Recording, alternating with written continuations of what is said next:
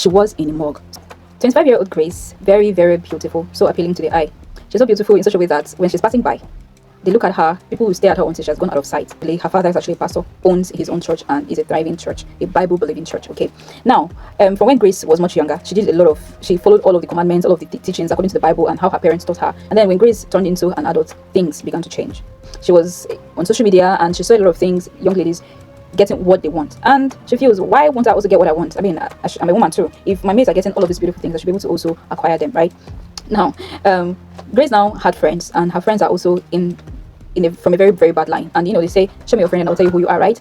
Now, Grace followed her friends to show her the way. Follow who know road, okay? And she followed who know road. And, well, a lot of rumors came up that Grace was now sleeping around with men so that she can acquire all that she wants. And for a fact, Grace had a lot of beautiful things that these men gave to her.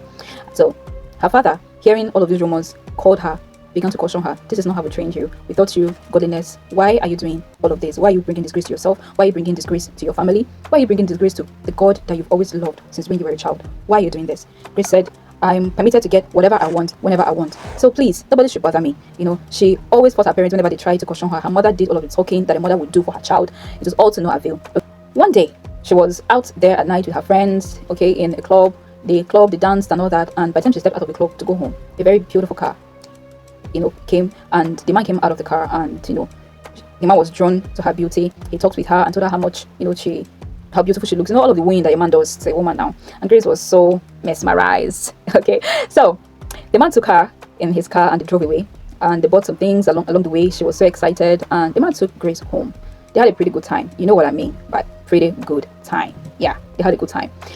Now, after the good time they had, Grace slept up right next to the man. In the morning, when Grace woke up, she found that she was not lying on the bed. She was lying on something pretty cold. When she managed to open her eyes and looked around, what she saw will shock you.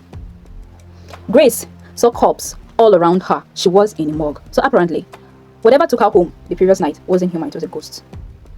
Grace stood up and found out that she was in the morgue, and then she said shouting, she was wailing and wailing, banging on the door. She banged and banged and banged, and then the morgue attendants heard from outside, came, opened the door, and Grace dashed out. She kept tumbling on the ground. She tumbled and tumbled and tumbled. She fell and fainted. She was taken to the hospital.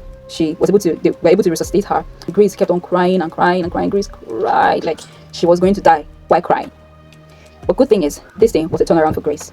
After she went through all of this, she felt so bad. She was so ashamed of all that she has been doing, and she begged her parents first, and then she begged God and promised herself that she was not going back to that life again. I mean, in bid to live an expensive life, this is where she found herself. So, I hope you're not Grace. I mean, it's better to live a good life. They say good getting the pay. Okay, bye-bye. Thank you for staying tuned to Nguvan Tales. Follow for more. Bye-bye.